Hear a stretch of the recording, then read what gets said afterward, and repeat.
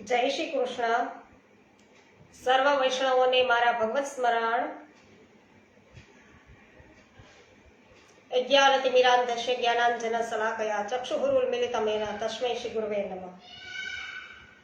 શ્રી ગોવર્ધન નાથ કી જય, શ્યામ સુંદર શ્રી અમુને મહારાણી કી જય, શ્રી વલ્લભાધીશ કી જય, શ્રી ગુસાઈજી પરમ દયાલ કી જય, શ્રી ગોકુલ નાથ કી જય, શ્રી હરિરાયજી મહાપ્રભુની જય.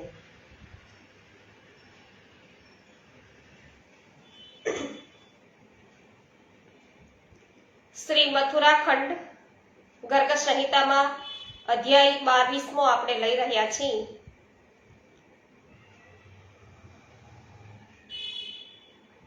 શ્રી ભગવાન બોલ્યા છે કે હે શ્રી રાધે, આ રાગ રૂપ મનોહર અને ગુહ્ય જ્ઞાનનો ઉપદેશ કોને આપવો જોઈએ તેનો બુદ્ધિપૂર્વક વિચાર કરી અને નારદજી ગંધર્વ નગરમાં ગયા. ત્યાં તુંબુરુ નામે ગંધર્વને પોતાનો શિષ્ય બનાવી અને નારદજી મધુર સ્વરે વીણા વગાડતા મારા ગુણગાન કરવા લાગ્યા. પછી તેમના હૃદયમાં એવી જિજ્ઞાસા ઉત્પન્ન થઈ કે કયા લોકોની સમક્ષ આ રાગરૂપ ગીતનું ગાન કરવું જોઈએ, તો તેને સાંભળનાર પાત્ર કોણ છે તેની શોધ કરતા નારદજી ઇન્દ્ર પાસે આવ્યા. તેને આ વિષયનો આનંદ નહીં લેતા જોઈ અને મુનિ શ્રેષ્ઠ નારદ સખા તુંબુરોની સાથે રાગ રાગીણીઓનું નિરૂપણ કરવાના માટે સૂર્યલોકમાં ગયા. સૂર્યલોકમાં સૂર્યદેવના રથને ચાલ્યો જતો જોઈ અને દેવર્ષિ શિરોમણી મહામુનિ નારદ ત્યાંથી તત્કાળ શિવજી પાસે ગયા.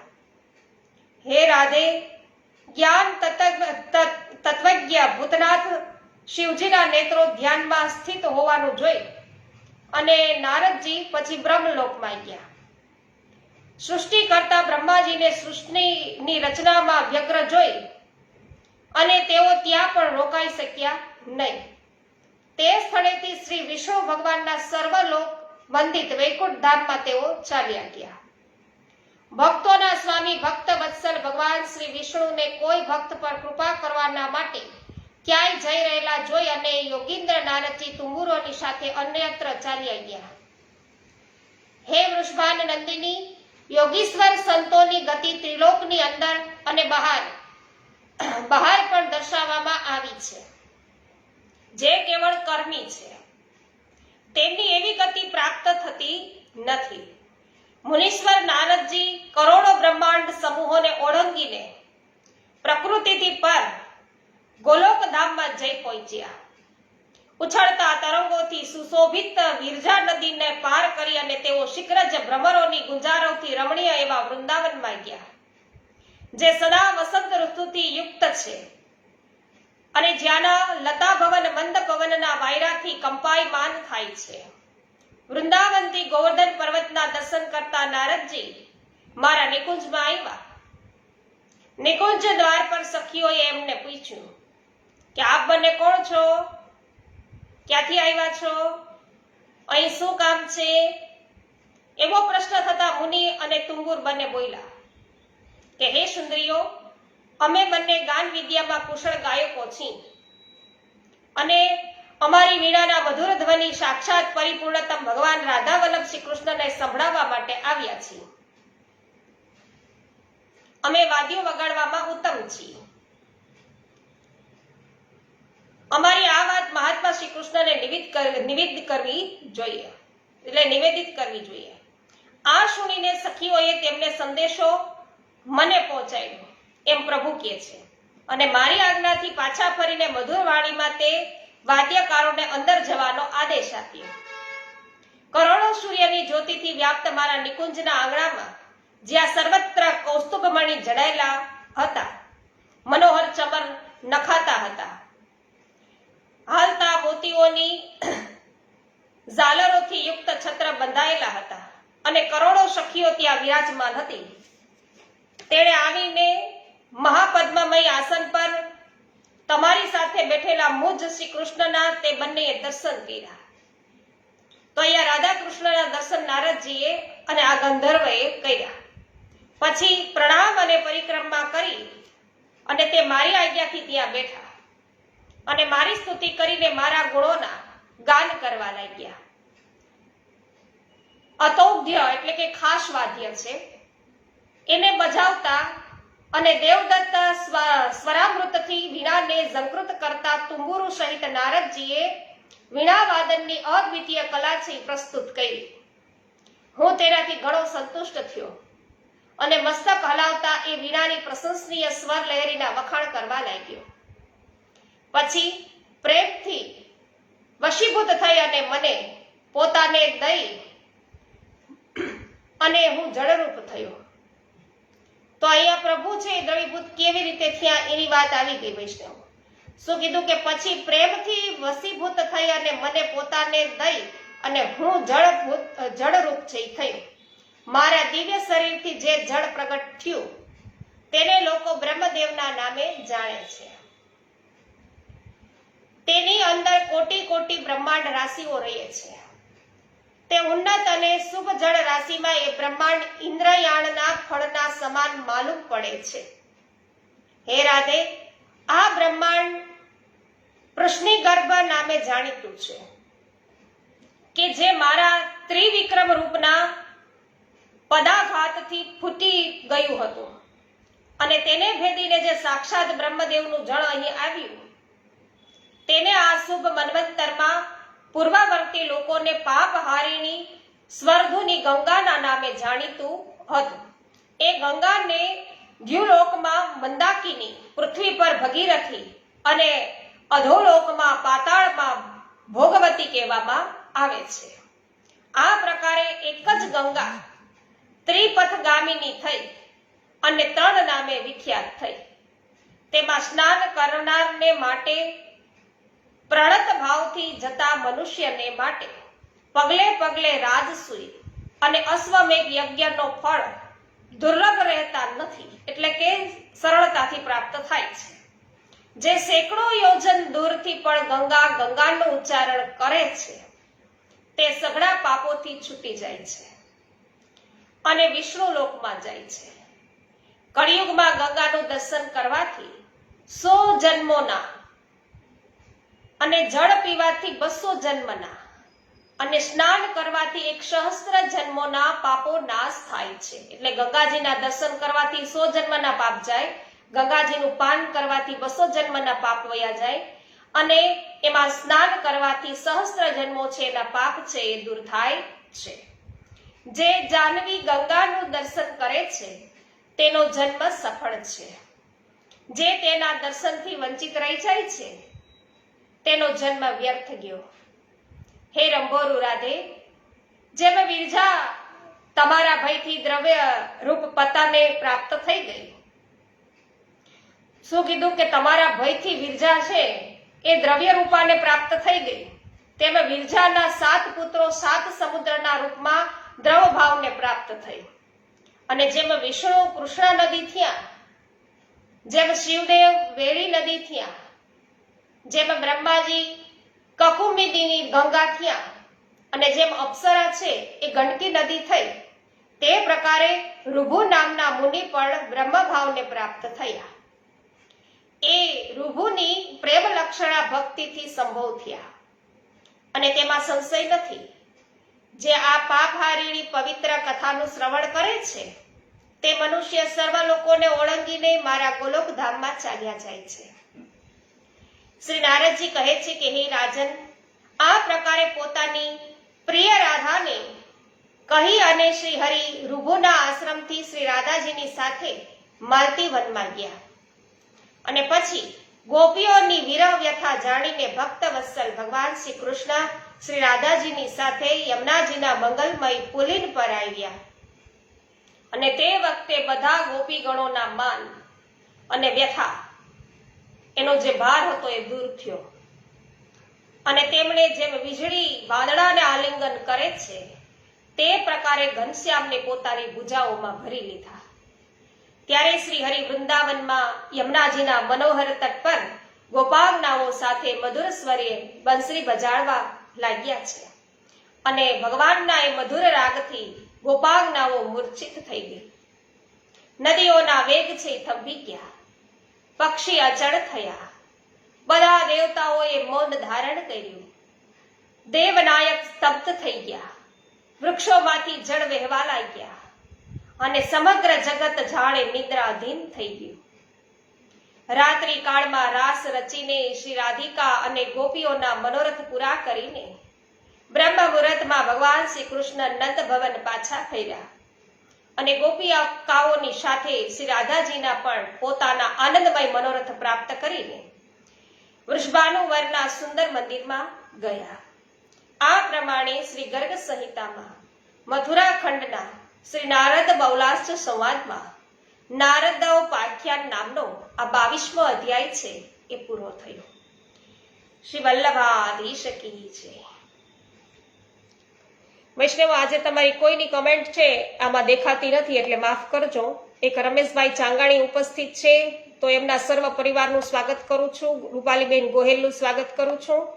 જયંતિલાલભાઈ પેશીવાડિયા છે એમનું પણ સ્વાગત કરું છું. બાકી કોઈ છે અત્યારે મને સ્ક્રીન ઉપર દેખાતા નથી. અધ્યાય 23મો લઈએ છીએ. શ્રી નારદજી બોલ્યા કે હે રાજન, સાક્ષાત ભગવાન શ્રી કૃષ્ણ વ્રજમાં કેટલાક દિવસો સુધી રહીને સૌને પોતાના દર્શન દઈને મથુરા જવા તૈયાર થયા. 9 નંદો, 9 ઉપનંદો, 6 વૃષભાનુઓ તથા વૃષભાનવર અને વ્રજેશ્વર નંદરાજને મળીને કળાવતી, યશોદાજી, બીજી ગોપીઓ તથા ગાયોના ગણોને મળીને આશ્વાસન અને જ્ઞાન દઈને સૌની વિદાય લઈને માધવ ચંચળ અશ્વથી જોડેલા પોતાના દિવ્ય રથ પર આરૂઢ થઈ અને મથુરા જવાની ઈચ્છાથી નંદગામની બહાર નીકળ્યા. તેમની પાછળ પાછળ બધા મોહિત થઈ અને વ્રજવાસીઓ ઘણે દૂર સુધી ગયા. માધવના અત્યંત કષ્ટમય વિરહને તેઓ સહન કરી શક્યા નહીં. જેમને ભૂમંડળ પણ કદી પણ એક વારે શ્રી વિષ્ણુ ભગવાનના દર્શન થયા હોય ને તેમને પણ તેમનો વિરહ છે એ દુસ્સહ થાય છે. તો પછી જેમણે હરરોજ તેમના દર્શન થતા રહ્યા હોય તેમને તેમના વિરહથી કેટલું દુઃખ થતું હશે તેનું વર્ણન છે એ કરી શકાય એમ નથી. વૈષ્ણવ, હે નરેશ્વર, અપલક નેત્રોથી શ્રીધરના મુખ ભણી જોતા બધા વ્રજવાસી ગોપ સ્નેહ સંબંધના કારણે પ્રેમ વિહવળ થઈ અને બોલ્યા છે કે હે કૃષ્ણ, તમે જલ્દી પાછા પધારજો અને અમે બધા વ્રજવાસીઓનું રક્ષણ તમે કરજો. જેમ પૂર્વકાળમાં તમે દેવતાઓને અમૃત આપ્યું હતું તે પ્રકારે હવે અમને તમારા દર્શનની સુધાનું પાન કરાવતા રહેજો. હે દેવ, કેવળ તમે જ સદા યશોદાના આનંદદાયક છો. તમે જ શ્રી નંદરાજજીને આનંદ આપનારા છો અને તમે જ વ્રજવાસીઓનું જીવન છો. હે પ્રભો, તમે જ આ વ્રજનું ધન છો, ગોકુળના દીપક છો અને મહાપુરુષોના જ મનને મોહનારા છો. જે નિજાદથી જડેલા પ્રાણીને શીતળ જળ પ્રાપ્ત થાય, ઠંડીથી પીડિત મનુષ્યને જેમ અગ્નિ મળે, જ્વરથી આર્ત પુરુષને ઉપયુક્ત ઔષધ પ્રાપ્ત થાય અને મૃત મનુષ્યને પણ જેમ મંગલમય અમૃત મળી જાય તો તેઓ પણ જીવી જાય છે, તે પ્રકારે સમસ્ત વ્રજના માટે તમારા દર્શન જ જીવન છે. તેથી તમે અહીં નિવાસ કરો. આ વિષયમાં વધારે કહેવાથી શો લાભ? અમારા આ જન્મ અથવા પૂર્વજન્મમાં જે કંઈ પુણ્ય થયું હોય તેના ફળ સ્વરૂપ અમારા ચિત્ત સદા તમારા ચરણારવિંદોમાં લાગેલા રહે. જેમનું ચિત્ત તમારા ચરણ કમળમાં લાગેલું છે તે ભક્તજન તમને સદાય પ્રિય છે. તમે પ્રકૃતિથી પર છો તો પણ પોતાના ભક્તોના માટે સગુણ થાવ છો. તમને તમારા ભક્તોથી અધિક પ્રિય શિવજી, બ્રહ્માજી અને લક્ષ્મીજી પણ નથી. એટલા તમને ભક્તો છે પ્રિય છે. તો જે બ્રહ્મપદ આદિની અભિલાષાને છોડીને તમે ભગવાનનું નિષ્કામ ભાવે ભજન કરો છો તે પુરુષ જ શાંત અને નિરપેક્ષ સુખનો અનુભવ કરે છે. શ્રી નારદજી કહે છે કે હે રાજન, આમ કહીને તે બધા ગોપ પ્રેમથી વિહવળ થઈને શ્રી કૃષ્ણના જોતા જોતા આનંદના અશ્રુ વહેડાવતા રુદન કરવા લાગ્યા. ભક્ત વત્સલ ભગવાન શ્રી કૃષ્ણના મુખ પર પણ અશ્રુધારા વહેતી ગઈ. તે પ્રસન્ન ચેતા પરમાત્માએ વિરહ વિહવળ ગોપોને એવું કહ્યું કે હે વ્રજવાસીઓ, તમે બધા મારા પ્રાણ છો અને મારા પરમ પ્રિય છો. મારું હૃદય લોકોમાં રહેલું છે, કેવળ શરીર અન્યત્ર દેખાય છે. હું પ્રતિમાસ તમને સર્વને મળવા અને દર્શન દેવાના માટે આવીશ એ વચન આપું છું. તો મનથી હું દૂર નથી, મન જ સર્વનું કારણ છે. હે ગોપગણ, યાદવો સાથે યુદ્ધ કરવાના માટે જરાસંઘ આવ્યો છે. તેથી યદુવંશીઓની સહાય માટે હું જાઉં છું. તો તમને શોક થવો જોઈએ નહીં. શ્રી નારદજી કહે છે કે હે રાજન, આ પ્રકારે ગોપોને વારંવાર આશ્વાસન આપીને પછી પાછા આવીને યશોદા સાથે નંદરાજને બીજા રથ પર બેસાડ્યા અને શ્રીદામા આદિ સખાને સાથે લઈને ઔધવ સહિત રથ પર આરૂઢ થઈને તે સર્વ કારણ ભગવાન મથુરા ગયા. હે વીર, જ્યાં સુધી રથ તેમાં જોડાયેલા બધા વેગવંતા અશ્વો અને લહેરાતી પતાકાથી યુક્ત તિરંગા જે ધ્વજો છે, એ ધ્વજ તથા ઉડતી રજ છે બધાને દેખાતી હતી, ત્યાં સુધી બીજા વ્રજવાસીઓ ત્યાં જ ઉભા રહ્યા અને પછી તેઓ પોતાના ઘેર પાછા ફેર્યા. તો શ્રી કૃષ્ણ ચંદ્રનું આ પરમ ઉત્તમ ચરિત્ર મનુષ્યોના પાપનો, મહાપાપો હોય એને પણ દૂર કરનાર છે. જે ભક્ત પ્રવર પૃથ્વી પર આ ચરિત્ર શ્રવણ કરે છે તે ઉત્તમમાં ઉત્તમ ગોલોક ધામમાં જાય છે. તો આ પ્રમાણે શ્રી ગર્ભ સંહિતામાં મથુરા ખંડના શ્રી નારદ બહુલાસ્ત્ર સંવાદમાં શ્રી કૃષ્ણનું આગમન એ નામનો આ 23મો અધ્યાય છે પૂરો થયો. શ્રી કૃષ્ણ કન્હૈયા લાલ કી છે.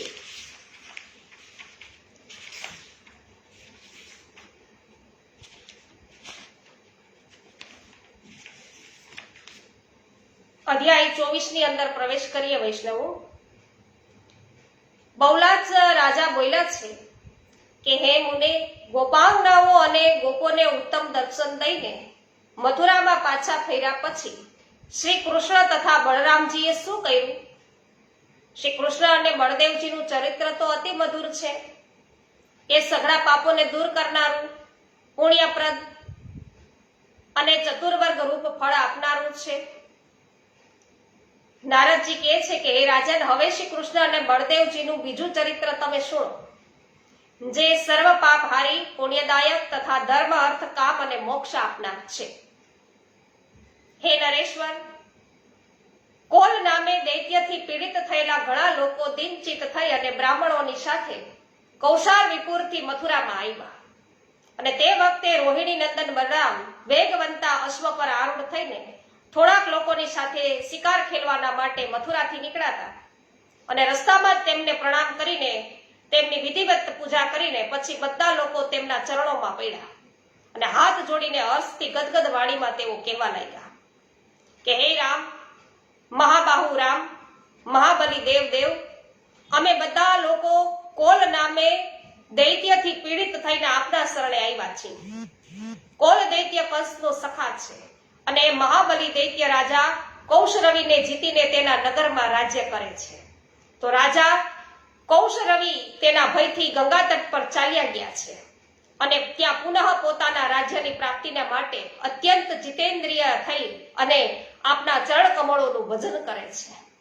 હે વિભો, આપ તેમને સહાય કરો અને તેમની શુભ પ્રજા અમે બધા છીએ કે જેમનું તેમણે પુત્રવત પાલન કર્યું છે. તેમના રક્ષણ હેઠળ અમે ઘણા બધા સુખી છીએ. હે પ્રભુ, હવે એ દુષ્ટ કોલ અમને નિરંતર પીડા આપે છે. જો કે આપે ત્રિભુવન વિજયી વીર કંસને મારી નાખ્યો છે, તો એ દેવેન્દ્ર જ્યાં લગી કોલ જીવિત છે ત્યાં સુધી કંસને મરેલો છે એ માનવું ન જોઈએ. કે આપ પ્રકૃતિથી પર થઈને પણ ભક્તોના રક્ષણ માટે જ સદગુણ રૂપે અવતર્યા છો. નારદજી કહે છે કે હે રાજન, તેમના વચન સુણીને ભક્ત વત્સલ બલરામજી ગંગાજી યમુનાજીની વચ્ચે જે વસેલી આ કૌશાંબી નગરી છે એમાં ગયા અને બલરામજીને યુદ્ધ માટે આવેલા સાંભળીને પ્રચંડ પરાક્રમી કોલ એ પણ 10 અક્ષોહિણી સેનાને સાથે સજ્જ થઈ અને કૌશાંબીની બહાર નીકળ્યો અને પ્રલયકાળના સમુદ્રની જેમ તે ગર્જના કરનાર તે સેના એક નદીના સમાન આવી અને ચંચળ અશ્વો તેની ઉડતી તરંગમાળા હતા. રથ અને હાથી આદિ તેમાં તિમિંગલ એટલે કે મગર મત્સ્ય ના સમાન જણાતા હતા. વીર યોદ્ધારૂપ વમળો છે ઉઠતા હતા અને તેને જોઈને બલરામજીએ હલકો સેતુ બાંધ્યો અને હળાગ્ર ભાગથી એ સેનાને ખેંચીને મુષળના મજબૂત પ્રહારથી મારવાનું શરૂ કર્યું અને તેના પ્રહારથી એક જ સાથે જ પાયદળ, અશ્વો, રથ અને હાથી રણભૂમિમાં ફળોની પેઠે પીસાઈ ગયા અને કરોડોની સંખ્યામાં સર્વત્ર ધારાશાયી થઈ ગયા. બાકી યોદ્ધા છે તો બધા ભયથી પીડિત થઈ અને યુદ્ધ મંડળથી ભાગી છૂટ્યા. શસ્ત્રધારી દૈત્ય કોલ બલરામજીની સાથે એકલો જ યુદ્ધ કરવા લાગ્યો. દૈત્ય રાજે બળદેવજીના ભણી પોતાના હાથીને આગળ કર્યો. તે હાથીને કુંભ સ્થળ પર ગૌમૂત્રમાં ઘોળેલું સિંદૂર અને કસ્તુરી દ્વારા પત્ર રચના કરવામાં આવી હતી. એ હાથીને અને સોનાની સાંકળથી યુક્ત કટિબંધ રત્ન ખચિત હતું. તેના ગંડ સ્થળથી છે મદ ઝરતો હતો. તેના 4 દાંત હતા અને ઘંટના ધ્વનિથી છે એ ભયંકર તે લાગતો હતો. હાથી તેનું કદ ખૂબ ઊંચું હતું તો દિગ્ગજની જેમ તે ચીઘાડતો હતો અને તેના શરીરનો રંગ પ્રલયકાળના વાદળા સમાન કાળો હતો. કોલ તીક્ષ્ણ અંકુશ લઈ અને તેના કાન વળીથી એ હાથી પર ચડી ગયો અને કોલના દ્વારા પ્રેરિત એ મતવાલા હાથીને પોતાના ભણી આવતો જોઈને બળદેવજીએ તેના પર મુષળથી એક એવી રીતે પ્રહાર કર્યો કે જેમ ઇન્દ્રએ વજ્રથી કોઈ પર્વત પર પ્રહાર કર્યો હોય ને એ પ્રકારે. હે મિથલેશ્વર, એ મુષળના મારથી એ મહાન ગજરાજનું મસ્તક એવી રીતે છિન્ન ભિન્ન થઈ ગયું કે જેમ દંડો મારવાથી માટીનો ઘડો છે ને ફૂટી જાય. તો કોલ દૈત્યનું મોં સુવર્ણ જેવું હતું. લાલ નેત્રો વાળો એ દૈત્ય હાથી પર ચડી ગયો અને તેણે મહાત્મા માધવ બળદેવના પર તીક્ષ્ણ સૂળ ચલાવ્યું. હે વિદેહરાજ, ત્યારે બલરામે મુષળથી મારીને તેના શૂળના સેંકડો ટુકડા કરી નાખ્યા. તો જાણે કોઈ બાળકે લાઠી મારીને કાચનું વાસણ તોડી નાખ્યું હોય ને એમ. ત્યારે એ દુષ્ટે સહસ્ત્ર ભાર લગભગ 3000 મણ લોખંડની બનેલી ભારે ગદા હાથમાં ગદા લીધી અને બલરામજીની છાતી પર પ્રહાર કર્યો અને તે વાદળાની પેઠે ગરજી ઉઠ્યો. ગદાના પ્રહારને સહન કરી અને મહાબળવાન બળદેવે કાજળ જેવા કાળા શરીરના કોલના મસ્તક પર મુષળથી પ્રહાર કર્યો અને મુષળના પ્રહારથી તેનું શિર છે ફાટી ગયું અને તે રણભૂમિમાં પડ્યો. તો પણ ઉઠીને બળદેવજીને મુક્કા છે મારવા લાગ્યો અને તે ત્યાં જ વૈષ્ણવો અંતર્ધ્યાન થઈ ગયો. પછી તે માયાવી દૈત્ય અત્યંત ભયંકર દૈત્ય સંબંધી માયા પ્રગટ કરી. તરત જ ભયંકર આંધીથી પ્રેરિત પ્રલયકાળના વાદળોથી જે અંધકાર ફેલાતો હતો તેનાથી આકાશથી આચ્છાદિત થઈ ગયું અને જબાના પુષ્પોના સમાન રક્તના બિંદુઓની નિરંતર વર્ષા થવા લાગી. તો રક્ત વરસવા લાગ્યું અને ત્યારબાદ ઘનઘોર કાળા વાદળાથી ધોળિત વસ્તુઓની વર્ષાઓ થવા લાગી. મેઘ, વિષ્ટા, મુદ્ર, મદિરા અને માંસથી યુક્ત અનરાધાર જળની વર્ષા થવા લાગી અને તે વૃષ્ટિથી બધી બાજુ હાહાકાર થવા લાગ્યો. દૈત્ય દ્વારા રચાયેલી આ માયાને જાણીને મહાપ્રભુ બળદેવજીએ શત્રુને સેનાને વિદીર્ણ કરનાર વિશાળ મુસળ ચલાવ્યું અને એ સર્વ અસ્ત્રોના ઘાતક જાણી અને મહાપ્રભુ બળદેવે આ પ્રકારે જ્યારે પ્રહાર કર્યો તો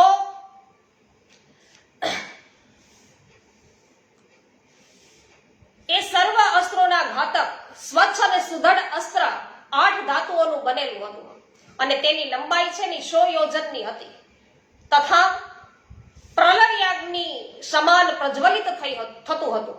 તો બળદેવજીનું આ અસ્ત્ર ભૂષણ 10 દિશાઓમાં ઘૂમતું હતું અને ઘણી બધી શોભા પામતું હતું. તેણે આકાશમાં વાદળોને એવી રીતે વિદીર્ણ કર્યા કે જેમ સૂર્ય અંધકારને મિટાવી દે એ પ્રકારે. તો એ ભૂષણને આકાશમાં ગયેલું જોઈને ભગવાન બળદેવે પોતે હલ નામનું અસ્ત્ર ચલાવ્યું અને પોતાના બળથી સર્વને ખેંચીને બળપૂર્વક વચ્ચેથી જ છે ટુકડા કરી નાખ્યા. એ દૈત્યની માયાનો નાશ થઈ ગયો. તો માયાનો નાશ થઈ જતા બળવાન બળદેવજીએ પોતાના બાહુદંડોથી તેના મદોત્કટ ભુજદંડ પકડી લીધા અને જેમ બાળક રૂને ઘુમાવે તેમ આમ તેમ એને ઘુમાવી તેને એવી રીતે પૃથ્વી પર પટક્યો કે જાણે કોઈ બાળક કમંડળને પછાડતું હોય. તો એ દૈત્યના પતનથી પર્વત, સમુદ્ર અને વનની સાથે સમગ્ર ભૂમંડળ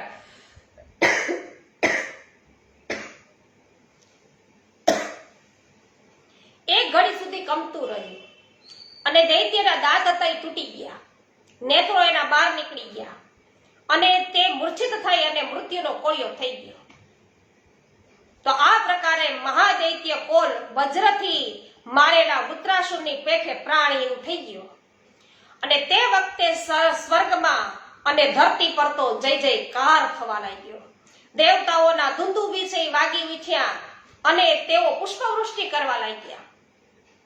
આ પ્રમાણે કોલ દૈત્યનો વધ કરીને શ્રી કૃષ્ણના મોટા ભાઈ બળદેવે કૌસ્તુભીપુરી રાજા કૌશારવિને આપી દીધી અને સ્વયં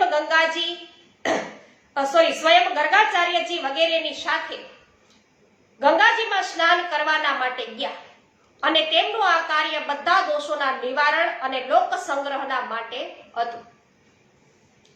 તો ગર્ગજી આદિ બ્રાહ્મણ, ગર્ગજી કોણ છે કે જેની આપણે આ ગર્ગ સંહિતા વૈષ્ણવો વાંચી રહ્યા છે, એમની એને રચના કરી છે, એ ગર્ગાચાર્ય છે. તો ગર્ગજી આદિ બ્રાહ્મણ આચાર્યોએ મંગળમય વેદ મંત્રોનું ત્યાં ઉચ્ચારણ કરતા માધવ બલરામને ગંગાજીમાં સ્નાન કરાવ્યું અને હે વિદેહરાજ, બલરામજી બ્રાહ્મણોને 1 લાખ હાથી, 2 લાખ રથ, 1 કરોડ અશ્વો, 10 અબજ દૂધણી ગાયો અને 100 અબજ રત્નો અને જાંબુનદ સુવર્ણના ભાર દાનમાં આપીને મથુરાપુરી ગયા. તો હે મિથિલેશ્વર, બલરામજીએ ગંગાજીમાં જ્યાં સ્નાન કર્યું હતું તે મહાપુણ્યમય તીર્થને વિદ્વાનો રામ તીર્થ નામે જાણે છે. જે મનુષ્ય કાર્તિકી પૂર્ણિમા અને કાર્તિક માસમાં રામ તીર્થની ગંગામાં સ્નાન કરે છે તે હરિદ્વારની જેમ 100 ગણું પુણ્ય પ્રાપ્ત કરે છે.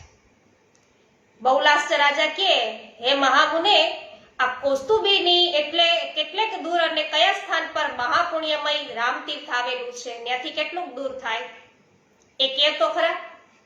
એટલે નારદજી કે, હે રાજન, કૌસ્તુભીની ઈશાન કોણમાં 4 યોજનથી દૂર અને વાયવ્ય કોણમાં શકુર ક્ષેત્રથી 4 યોજન દૂર અને કર્ણાવતી ક્ષેત્રથી 6 કોષ અને નળ ક્ષેત્રથી 5 કોષ અગ્નિ દિશામાં રામ તીર્થ આવેલું છે અને વૃદ્ધકેશી સિદ્ધપીઠથી અને બિલ્વકેશ વનથી પૂર્વ દિશામાં 3 કોષ દૂર વિદ્વાનો રામ તીર્થ રહેલું માને છે. તો એ મનાય છે. તો વંગ દેશમાં દરાષ્ટ્ર નામે એક રાજા હતો. તે લોમેશ મુનિને કદરૂપા જોઈ, લોમેશ મુનિ છે ને કદરૂપ હતા, એટલે એવા કદરૂપા જોઈ અને હંમેશા તેમની હાસી ઉડાવતા હતા. તેથી એ મહામુનિએ એને શાપ આપ્યો. લોમેશ મુનિએ કોને આપ્યો શાપ? દડાષ્ટ રાજાને આપ્યો. તો ધૃતરાષ્ટ્ર રાજાને આ લોમેશ મુનિએ શાપ આપ્યો. કયો? કે હે મહાદુષ્ટ, તું વિકરાળ શુકમુખ છે અસુર થઈ જા. તો શુકરમુખ એ થઈ ગયો. તો આ પ્રમાણે મુનિના શાપથી રાજા કોલ નામનો કરોડો મુખનો અસુર તે થયો. અને પછી બળદેવજીના પ્રહારથી આ અસુર શરીર છોડી અને મહાદૈત્ય કોલ પરમ મોક્ષ પામ્યો. ત્યારે બળદેવજી, ઓધવ આદિ 3 મંત્રીઓની સાથે ત્યાંથી તત્કાળ જુહનુ તીર્થ ચાલ્યા ગયા. અને જ્યાં જુહનુના જમણા કાનથી ગંગાજીનો પ્રાદુર્ભાવ થયો હતો, ત્યાંથી એ બ્રાહ્મણ શિરોમણી જુહનુના નામ પરથી ગંગાજીને જાહ્નવી નામ કહેવામાં આવે છે. તો ત્યાં બ્રાહ્મણોને દાન આપી અને રાતભર બધા લોકો ત્યાં જ રહ્યા. અને પછી ત્યાંથી પશ્ચિમ ભાગમાં પાંડવોના અત્યંત પ્રિય આહાર સ્થાન છે એ નામે એ સ્થળ આવેલું છે. તો જ્યાં પહોંચીને એ લોકોએ રાત્રે નિવાસ કર્યો. તો પાંડવોનું અતિ પ્રિય સ્થળ છે આહાર સ્થાન ન્યા. તો ત્યાં બ્રાહ્મણોને દાન અને ઉત્તમ ગુણકારી ભોજન આપી અને તેઓ ત્યાંથી 1 યોજન દૂર માંડુકદેવ પાસે ગયા. માંડુકદેવ, તો માંડુકદેવે અનંત દેવની કૃપા પ્રાપ્ત કરવાને માટે ભારે તપશ્ચર્યા કરી હતી. અને તે પોતાના સમાજની સાથે બળદેવજી ત્યાં ગયા અને મોં ઉપર રાખીને એક પગે તે ખડા રહેલા હતા. ત્યાં ગયા, પહોંચ્યા ત્યારે જોયું તો આ માંકુડ દેવ છે એ આ પ્રકારે તપશ્ચર્યા કરી રહ્યા હતા, એક પગે ખડા રહીને. અને તેમના નેત્રો ધ્યાનમગ્ન હતા અને તે મનમાં બળદેવજીના સ્વરૂપનું ધ્યાન કરતા હતા. તેમના સાક્ષાત દર્શનના માટે ઈચ્છુક તેઓ હતા. તો બળદેવજીએ તેમના હૃદયથી પોતાના એ સ્વરૂપને હટાવી દીધું. ત્યારે તેમણે નેત્રો ખોલ્યા અને પોતાના આરાધ્ય દેવને એને ત્યાં નિહાળ્યા, બહાર જોયા. તો અનંત દેવતાના એ પરમ સુંદર રૂપને તેમણે જોયું અને તે વનમાળાથી સુશોભિત હતા. એમના કાનની અંદર કુંડળ છે ધારણ કરેલા હતા. તેમની અંગકાંતિ ગોરી હતી અને તે તાલ ચિહ્નથી અંકિત ધ્વજાવાળા રથ પર બેઠા હતા. અનંત દેવનું પરમ સુંદર રૂપને જોઈ અને તેમણે ભક્તિપૂર્વક તેમની સ્તુતિ કરી અને પછી તે પોતાના આરાધ્યના ચરણોમાં પડ્યા. બળદેવજીએ તેના મસ્તક પર હાથ મૂક્યો અને બોલ્યા કે વરદાન માગો, માગો, વરદાન માગો. તો માંડુકદેવ બોલ્યા છે કે હે સ્વામી, જો આપ સાક્ષાત ભગવાન મારા પર પ્રસન્ન થયા હો અથવા જો હું આપની કૃપાને પાત્ર હોઉં તો સુખદેવજીને મુખેથી નીકળેલી સર્વોત્તમ ભાગવત સંહિતા મને આપો કે જે સમસ્ત કળી દોષના વિનાશ કરનારી અને શ્રેષ્ઠ છે. તો શ્રીમદ ભાગવતની વાત કરી વૈષ્ણવ. એ કથાનું કેટલું અહીંયા મહત્વ છે એ જુઓ. બળદેવજી કહે છે કે હે અનક, તમને ઓધવજીના દ્વારા શ્રીમદ ભાગવત સંહિતાની પ્રાપ્તિ થશે, જેનું કીર્તન કળિયુગમાં સર્વાધિક મહત્વ ધરાવે છે. તો માંડુકજીએ પૂછ્યું કે હે સ્વામી, ભગવાને ઓધવજીને ભાગવત સંહિતા શ્રવણ કરવાનો પ્રધાન છે અધિકાર શા માટે આપ્યો છે અને તેમની સાથે મારો મેળાપ ક્યારે થશે? આપ મારી આ શંકાનું નિવારણ કરો. એટલે બળદેવજી કહે છે કે હું પરમ ગોપનીય અને પરમ અદ્ભુત રહસ્ય બતાવું છું. આજે પણ મારી પાસે એ ઓધવજી બિરાજે છે. તમને એના દર્શન છે અત્યારે થયા નહીં, પણ હવે તમે દર્શન કરો. એ ઉત્તમ દર્શન તમને પરમાર્થ આપનાર છે.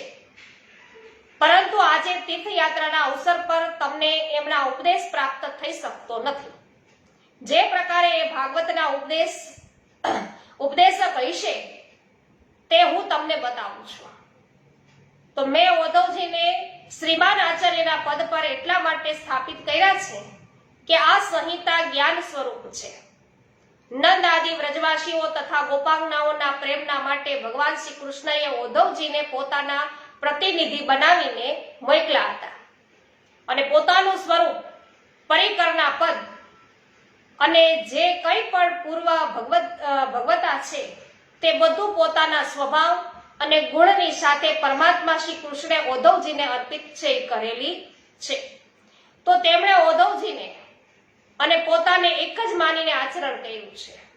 શ્રી કૃષ્ણે પોતાનું આંતરિક રહસ્ય પોતાના પહેલા તો ઉદ્ધવજીના સિવાય બીજા કોઈને છે પ્રગટ કર્યું નથી, તો તેમણે તેમાં પોતાની અભિન્નતાનો સાક્ષાત્કાર કર્યો છે. તો વ્રજવાસીઓએ એમને સાક્ષાત શ્રી કૃષ્ણ જ જાણી અને ઘણા આદરથી તેમનું પૂજન કર્યું હતું. તો વસંત અને ગ્રીષ્મ બંને ઋતુઓમાં તેમણે વ્રજભૂમિમાં વિચરણ કર્યું ઉદ્ધવજીએ, અને શ્રી રાધાજી અને રાધાકુંડની આસપાસના લોકોના શોકને શાંત પાડ્યો.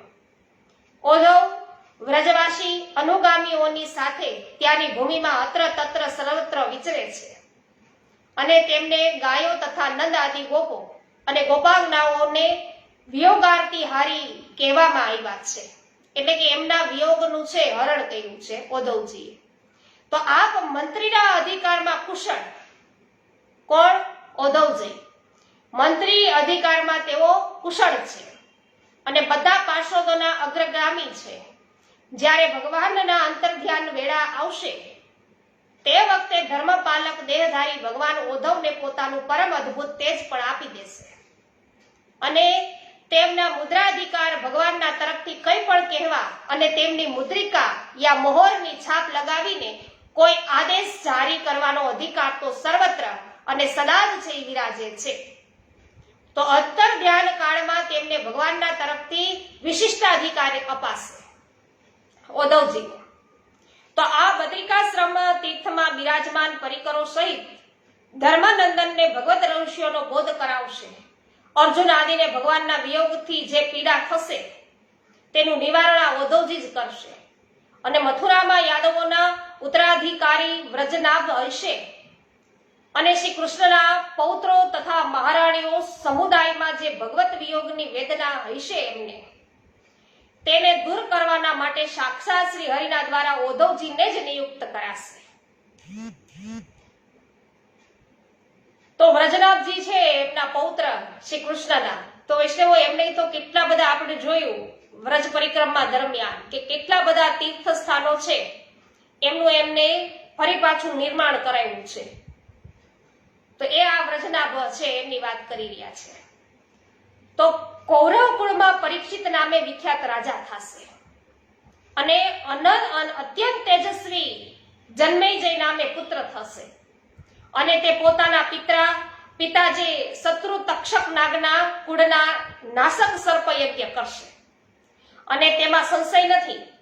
તો તેમાં પણ બધી સામગ્રી છે એ ઉદ્ધવના દ્વારા જ પ્રાપ્ત થશે, અને તે વખતે દિવ્ય શ્રીમદ ભાગવત પુરાણની કથા થશે, અને જેમાં ઉજ્જવળ સાત્વિક પ્રકૃતિના લોકો હાજર રહેશે, એમાંય શંકા નથી.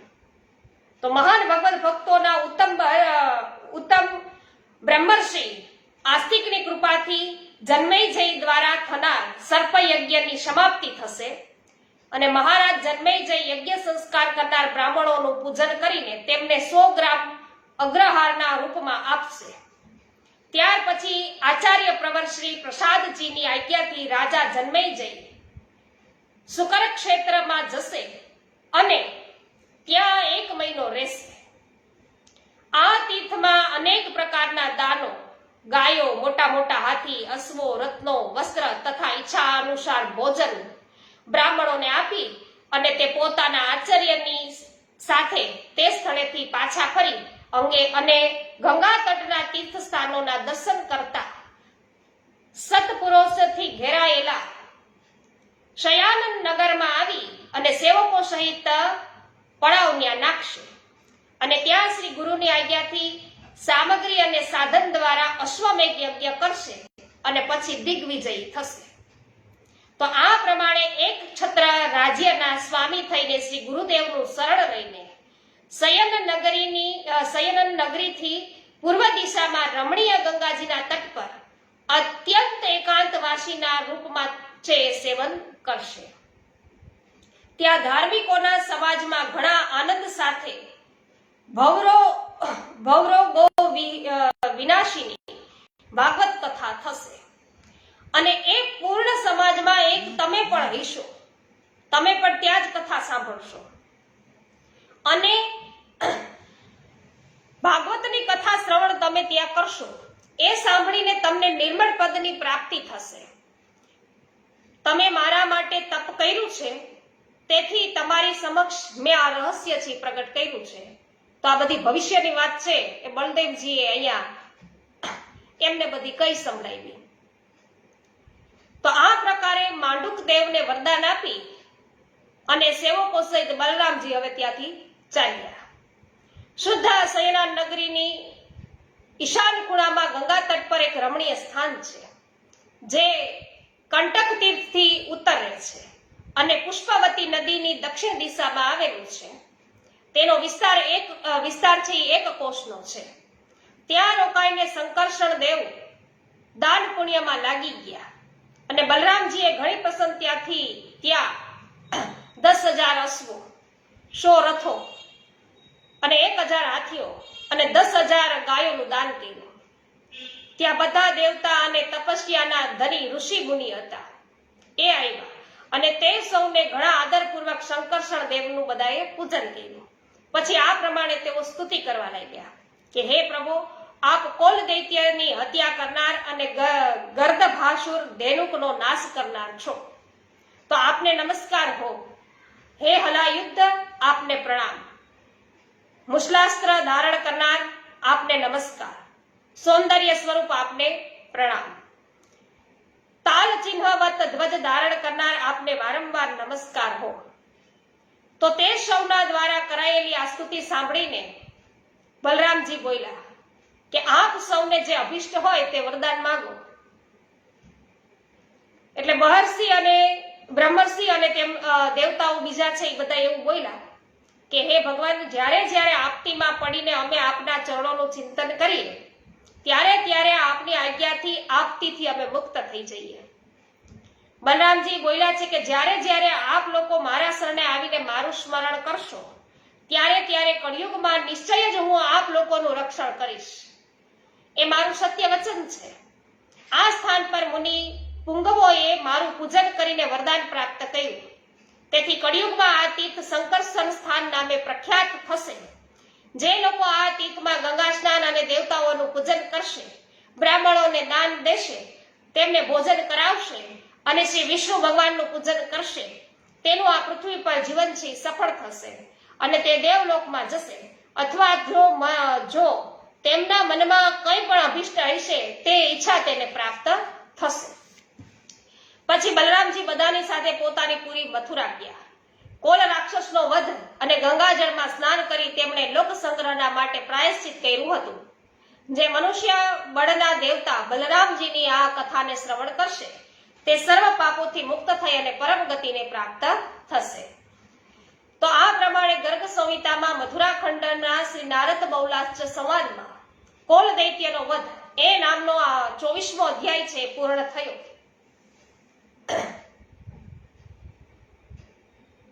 શ્રી ગોવર્ધનનાથ કી જય. વૈષ્ણવો માફ કરજો કે આજે તમારા કોઈના નામ છે હું ઉચ્ચારણ કરી નથી શકી, કારણ કે આજે કોઈને પણની છે કમેન્ટ અત્યારે આમાં આવેલી દેખાતી નથી. કંચનબેન પટેલ, આપનું સ્વાગત છે.